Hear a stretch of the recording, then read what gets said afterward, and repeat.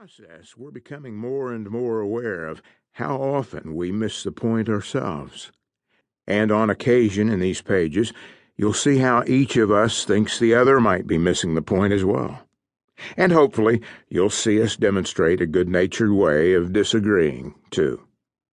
Every once in a while, muddling through life, we see things in a new, clear light, and we're surprised by the epiphany.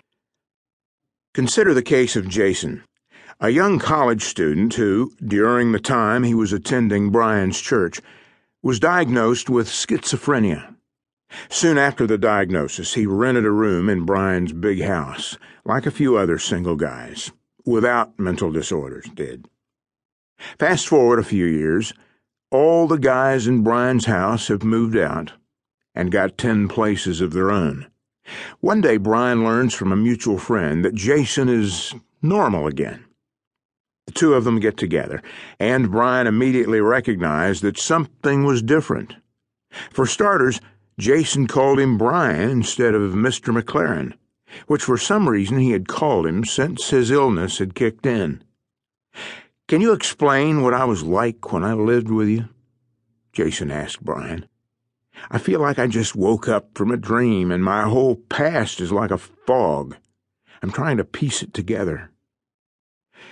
During the few hours they were together, Brian felt like he was watching awakenings, seeing a miracle before his eyes. But as in the movie, the miracle was short-lived, and Jason's schizophrenia gradually returned. It turned out that a new doctor had changed medications, and during the transition, when the effects of the old drug were waning and those of the new were increasing, Jason's brain chemistry returned to that fragile state we call normal. Sadly, the doctor has never been able to recapture that fragile balance.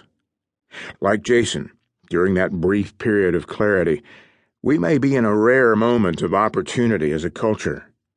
The waning of modernity and the rise of postmodernity may give us a few days or weeks of unusual clarity. We begin to realize what a fog we've been in, how we may have been missing the point. In such lucid moments, we might find ourselves in the calm eye of a hurricane, an interlude of clear skies and gentle winds, of clear thinking and improved vision, where we can reassess our lives, reimagine our future direction.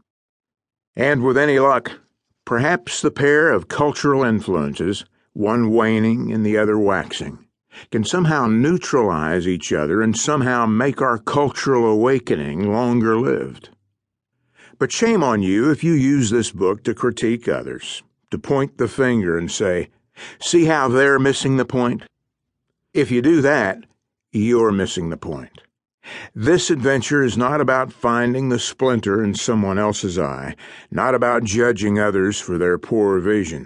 Or if you get defensive while reading this book, thinking, "Hey, I'm not missing the point. You authors are missing the point. I see everything perfectly clearly." If you think this, then you're missing more than the point. You're missing an opportunity to learn, to reflect, to grow. This adventure isn't about defending ourselves. What this adventure is about is facing our own blindness, our own insanities, our own foggy thinking and clouded judgment. It's about admitting that we haven't seen things clearly, and about wanting to think more clearly than we do.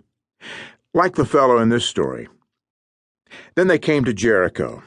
As Jesus and his disciples, together with a large crowd, were leaving the city, a blind man, Bartimaeus, that is, the son of Timaeus, was sitting by the roadside begging.